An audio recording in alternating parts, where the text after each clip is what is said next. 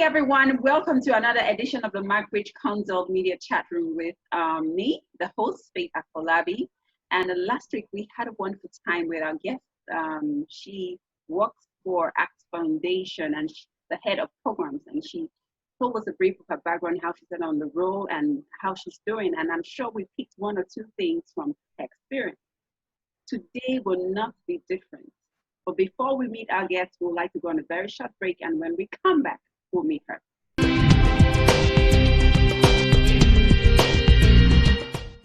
Okay, everyone, welcome back from that short break. And so I was talking about us meeting another wonderful person that I have known for some time now. Let me just keep it at that. And she's been very impactful. So I would like her to tell us her name and what she does and what inspired her on that road. So please let me see. Thank you so much, Faith, for having me. I don't take these invitations for granted, especially when you have an opportunity to share. And hopefully people can learn a thing or two about your journey. Yeah. My name is Chidi Koldsweat, and I'm the founder at Donors for Africa Foundation. At Donors for Africa, we work to strengthen the capacity of African-led nonprofits, social innovators, and impact-driven organizations to access funds, achieve the sustainable development goals, and most importantly, build sustainable institutions. So far as an organization, we have trained over 400 non-profit organizations. We reach over 16,000 unique accounts every week from our social media platforms where we share information about non-profit trends, growth ideas, and capacity building tips and tricks. And then so far we have raised $349,000 as a non-profit. Wow. For indigenous non-profits here in Africa. So I think that's a bit about me and then the work that I do. Thank you. So have you always been in this role, or were you inspired? Was it something that happened that made you set on this journey? I have always been in the non-profit sector. Like when I reflect on, like just a few days ago, I was thinking about how I got into this whole space, right? Yeah. And I realized somewhere in the back of my mind, I had always wanted to do something bigger and better and something way bigger than me, because I have always wanted to play on a global scale. I wanted to make global impact. I want to impact lives in the thousands, but I honestly never knew how, right? Yeah. So when I went through a career development program and I was assigned to my very first nonprofit. So as soon as I got my letter and I resumed work and I saw what a day in that organization looks like, I just instinctively knew this is what I wanted to be doing.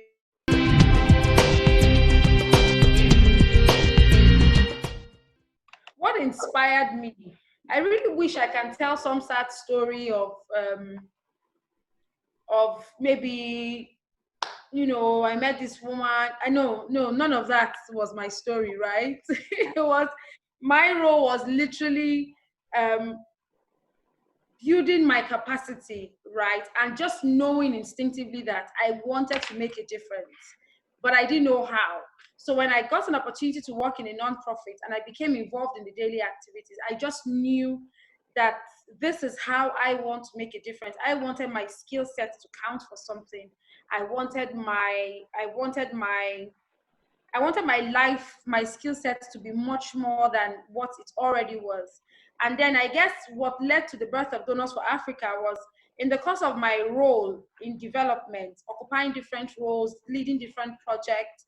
All of a sudden I was saying to myself, how come we would lead a project in January and would come back in March, or you come back in 6 months later, you can't find the organization that did such a fantastic work. And it started really piquing my interest. And I'm like, what happened? And by the time they call you and they're like, oh, when we started, this happened, that happened. And I'm like, well, you could have just done this, this, and this. Like you didn't have to pack up shop for this. Yeah, because you don't have funding. To solve this problem, And I guess that's where that story would come in, of just seeing nonprofits rise and fall. Yeah. And die away for issues I honestly felt were not that deep. Yes. Well, maybe to me. But, yeah. And now I just decided that I wanted to be a part of that solution. And then I also studied the trend, right? There's this whole big conversation about sustainable development goals, achieving the 2063 agenda for the AU. And nobody is talking about the skills of the individuals that are required to achieve these goals. Those goals, because yes. if you set a goal and you want to stop world hunger, you won't do it by miraculously thinking at the back of your mind, okay, let me pump in more money into the sector. You can pump in all the money you want to pump in, but if you don't have people who are skilled and who are competent enough to drive that vision and ensure that you are achieving whatever goals you have set to achieve, it is still 0.0. So I just said to myself, look, as I'm working with organizations, suddenly you realize people lead organizations. And if people lack the skills that are required to bring this change that we want so bad, it's equivalent to not doing anything at all. So I guess those are the things that just literally framed my Your journey. my work, first of all in consulting, and then slowly I began to decide that I wanted to do this for the long term. So that's pretty much, yes. All right, so we're going to go on a very short break, and when we come back, we will continue on our discussions. So stay with us. If you're just joining us, this is McbridgeConsult Media Chat Room, and we would like you to subscribe on our channel and follow us on our social media.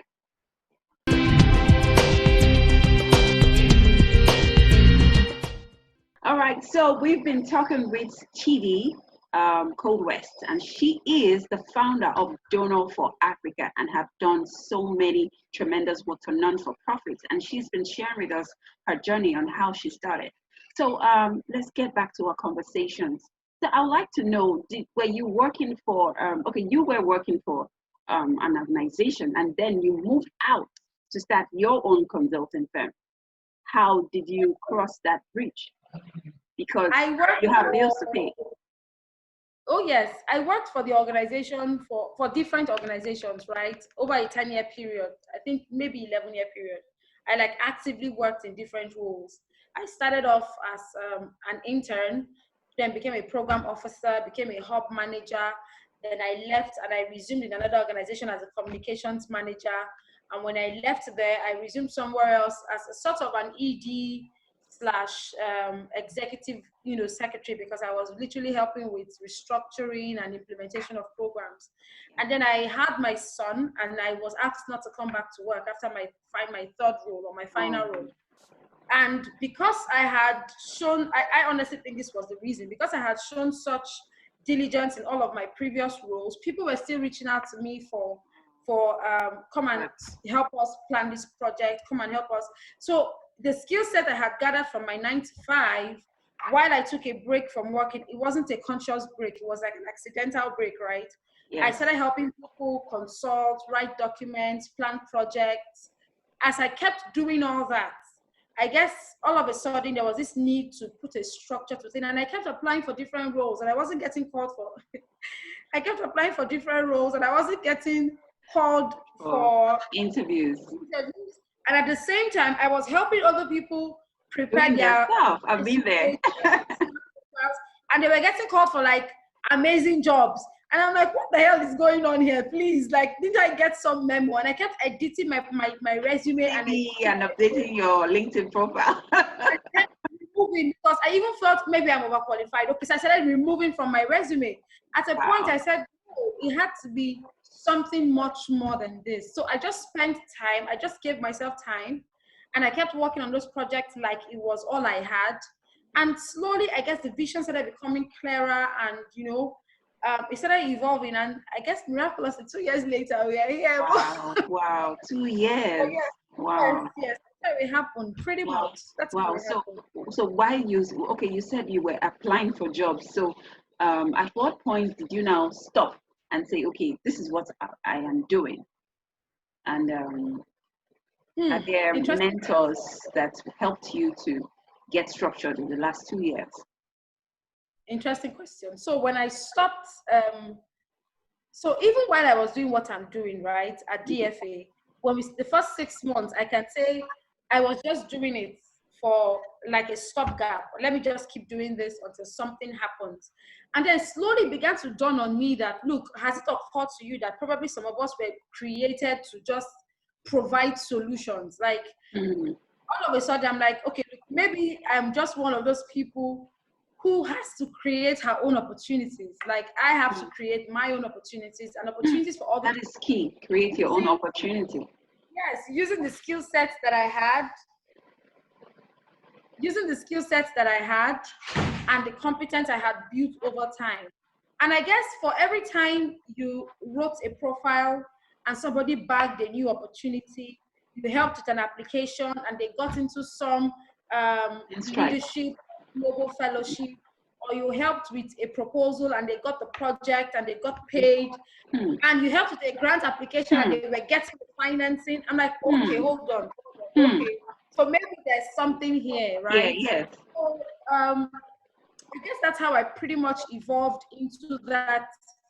Let me do this and see where it leads to. And I started telling myself, this is what I have in my hands. Let me focus on it and see where it leads to. And I guess I'm still searching for where it leads to, because then I've ended up doing this for the duration of time I have been doing it. In answer to the question about mentors, right? It's a very tricky question, but it's also a very simple question, because all my life, I think I've always had people who had mentored me. So my very first mentor would be, I would say, Deteun Ogu. When I got my very first, she was the one who was leading the organization that where you work in, like, non-profit. I got my first job, and then I think from her, I easily transited into, I saw my boss as my mentor slash coach, because she was the one who had to deal with the daily skills building and speaking up, being more confident. She was the one who would tell you, oh, you look nice today, or tomorrow you don't look so nice, don't wear that skirt to this office next time. Like, she was the one who was now involved in the grooming and skills acquisition and growing. And I think from that point on, it just became like different women. The Wimby's board of trustees, several women who were my bosses had like quite an incredible impact in my journey. So I would say I can't say one person. I would say I'm really pretty much a result of several women who have just handheld me over the years and watched over me, over the years. Yes. Wow. This is insightful. I hope we're getting something for those of us watching. So we've been discussing with Chidi West on her journey in starting her organizations for Donor for Africa. So now I am watching you for the first time and I got inspired and I want to start, I want to set up an organization.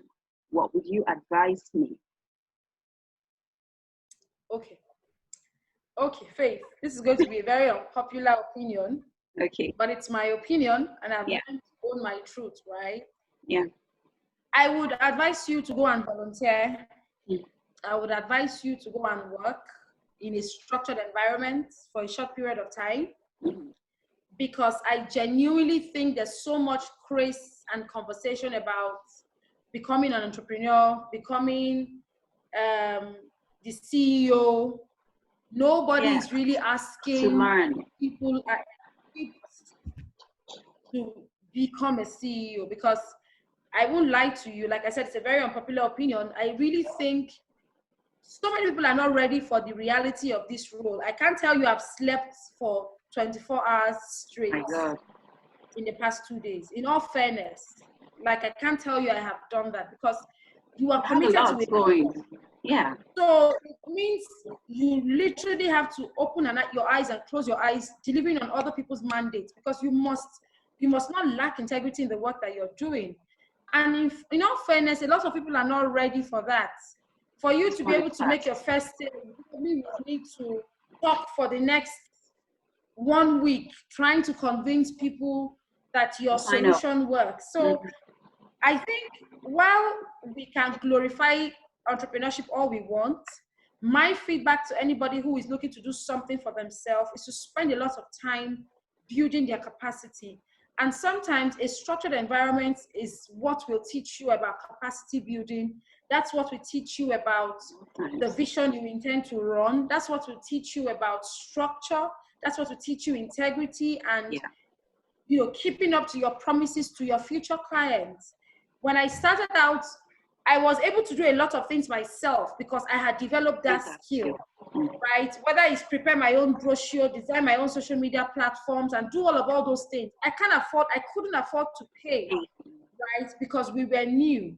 But I had those skill sets. So I could afford to work longer hours, you know, just to be able to achieve those visions.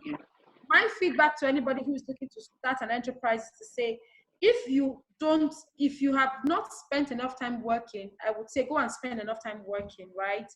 And if you have spent enough time working, I will tell you, take the leap of faith, right? And get your legs wet.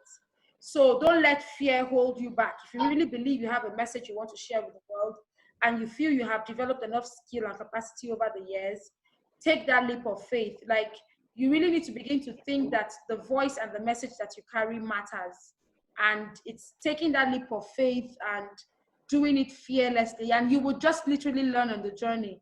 I can't tell you there's any magic. Nothing will prepare you for what you would see. So it's when you get in, you make the mistake with the first client, you learn, and you improve on it in the second client. Like, there are certain lessons you would have to learn yourself. No coach, no strategy session, nothing will prepare you for those lessons. You would have to experience those things yourself. So I guess it's really take the leap of faith and just plunge in and just keep learning as you go. That would be my advice to anyone looking to do a crazy journey. That would be my advice. Okay, It's been quite an interesting one with our guests for today. And before we call it a wrap, I would just like you to share, has there been any worst moments that you've had in this journey? Like, okay, you know what? I am not doing this anymore. Because I know you had said you had the passion, you wanted to do this. So has there been any time you felt like throwing in the towel? And how did you handle it?